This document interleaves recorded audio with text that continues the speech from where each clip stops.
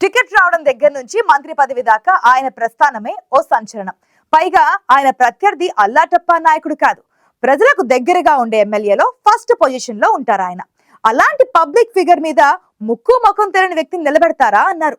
ఆ జిల్లాలో ఓడిపోయే మొదటి సీటు అదేనన్నారు. కానీ అవమానపడ్డ చోటే ఆయన కాలర్ ఎగరేశారు. ఓటమి ఖాయమన్న చోట గెలిచి చూపించారు. ఏకంగా మంత్రి పదవి దక్కించుకుని తానేంటో నిరూపించుకున్నారు. జాతీయ స్థాయి నాయకుడు ఆ ప్రాంతానికి ఎందుకొచ్చారు? ఆయన విజయం వెనుక నిజమైన సహకారం ఎవరిది? పందం నెగ్గించుకున్న ఆ నాయకుడు ఎవరు?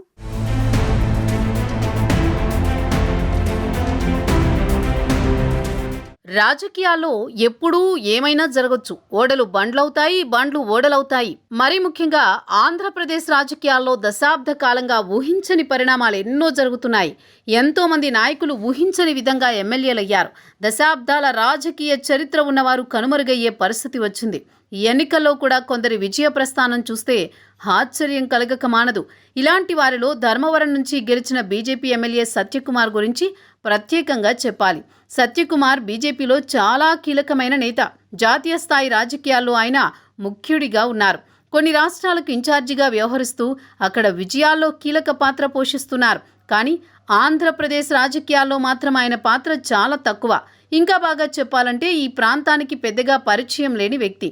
ఇందులో రాయలసీమ, మరీ ముఖ్యంగా ధర్మవరం నియోజకవర్గానికి 3 నెలల క్రితం దాకా ఆయన ఎవరో తెలియని పరిస్థితి. కానీ అలాంటి వ్యక్తి ధర్మవరంలో గెలిచి ఏకంగా మంత్రి పదవి సాధించారు.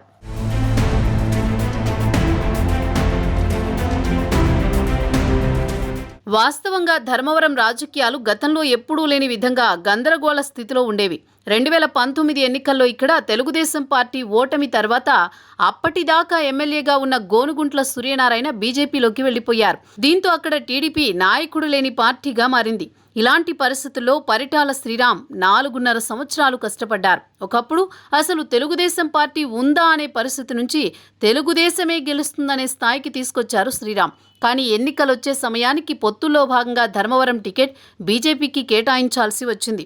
యువ నాయకుడిగా ఎంతో భవిష్యత్తున్న శ్రీరామ్ ధర్మవరం స్థానాన్ని త్యాగం చేయాల్సి వచ్చింది. సూర్యనారాయణకే బీజేపీ టికెట్ వస్తుందని అంతా అంచనా వేశారు. కానీ అనూహ్యంగా సత్యకుమార్ తెరపైకి వచ్చారు. బీజేపీ అధిష్టానం సూచనతో ఆయన ధర్మవరం వచ్చారు. వాస్తవంగా ఆయన హిందూపురం పార్లమెంటు స్థానానికి పోటీ చేయాలని భావించారు. కానీ పొత్తులో ధర్మవరం స్థానం ఇవ్వడంతో సత్యకుమార్ అక్కడి నుంచి అభ్యర్థిగా నిలబడ్డారు.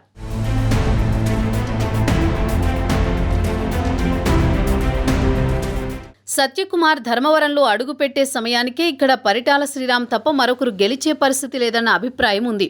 ఎందుకంటే అక్కడ ప్రత్యర్థిగా ఉన్న బలమైన నాయకుడు గుడ్ మార్నింగ్ పేరుతో ప్రజల్లోకెళుతూ దేశవ్యాప్తంగా ఒక క్రేజ్ ఏర్పరచుకున్న కేతిరెడ్డి వెంకట్రామిరెడ్డి. అప్పటికే 2 సార్లు గెలిచి సిట్టింగ్ ఎమ్మెల్యేగా ఉన్న నాయకుడు. ఇలాంటి పరిస్థితుల్లో కేతిరెడ్డిని ఢీకొట్టి నిలబడడం అన్నది అంత ఈజీ కాదు. అందులో అసలు ఈ ప్రాంతానికి ఏమాత్రం పరిచయం లేని వ్యక్తి సత్యకుమార్ అభ్యర్థి కావడం, ఇక ధర్మవరంలో కేతిరెడ్డి విజయాన్ని ఎవరు ఆపలేరని అంతా భావించారు. జిల్లాలో మొదట వైసీపీ గెలిచే సీటు ధర్మవరమేనని చర్చించుకున్నారు. కానీ పరిటాల శ్రీరామ్ సత్యకుమార్ను ధర్మవరం తీసుకొచ్చి అందరికీ పరిచయం చేశారు. జాతీయ స్థాయిలో రాజకీయాలు చేసే సత్యకుమార్ మన కోసం ఇక్కడికి వచ్చారు, ఆయన వెంట ఉండి గెలిపిద్దామని పిలుపునిచ్చారు. పైగా సత్యకుమార్ బీసీ నేత కావడం, ధర్మవరం నియోజకవర్గంలో ఎన్నో ఏళ్ల తర్వాత ఒక బీసీ అభ్యర్థి బరిలో ఉన్నారనే ప్రచారాన్ని బలంగా తీసుకువెళ్లడం బాగా వర్కౌట్ అయింది. ఇటు సత్యకుమార్ తన వాగ్ధాటితో నేరుగా కేతిరెడ్డిని టార్గెట్ చేస్తూ చేసిన విమర్శలు ఆయన్ని కొద్ది రోజుల్లోనే నియోజకవర్గ ప్రజలకు పరిచయం చేశాయి.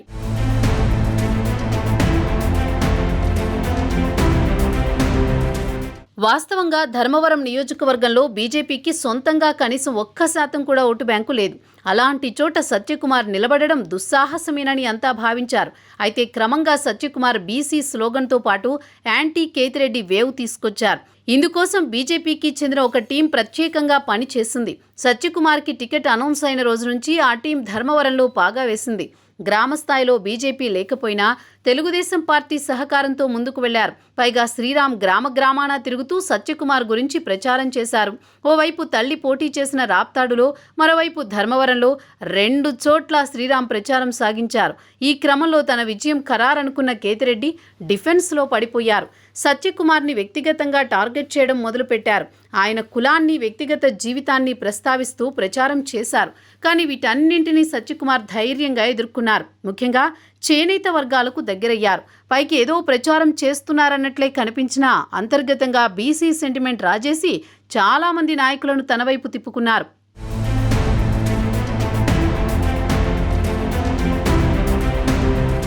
ప్రచార వ్యూహంలో పక్కాగా వ్యవహరించిన చివరి 4 రోజుల్లో పోల్ మేనేజ్మెంట్లో సత్యకుమార్ విఫలమయ్యారన్న ప్రచారం జరిగింది.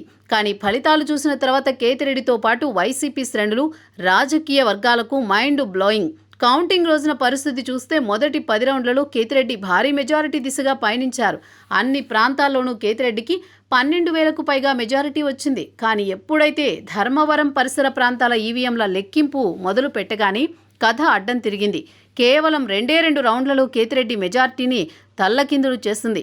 అప్పటిదాకా భారీ మెజారిటీలో ఉన్న కేతిరెడ్డిని దాటేసి వెళ్లారు సత్యకుమార్. ధర్మవరం పట్టణంలోని సత్యకుమార్ ఏకంగా 16,000కు పైగా మెజారిటీ సాధించారు. చివరికి 3,700 ఓట్ల మెజారిటీతో కేతిరెడ్డిపై విజయ ఢంకా మోగించారు.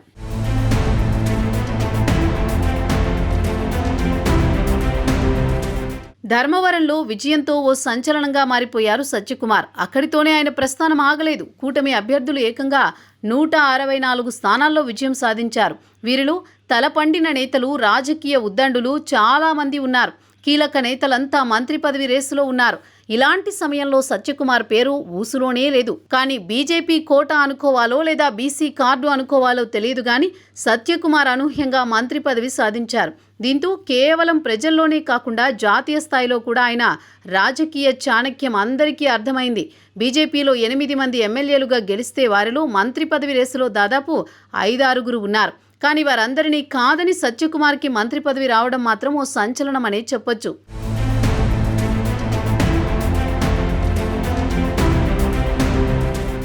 ఏమాత్రం అంచనాలు లేకుండా ఓటమి ఖాయమన్న అంచనాల దగ్గర నుంచి చివరికి కీలకమైన వ్యక్తిపై విజయం సాధించి మంత్రి పదవి కూడా సాధించారు సత్యకుమార్.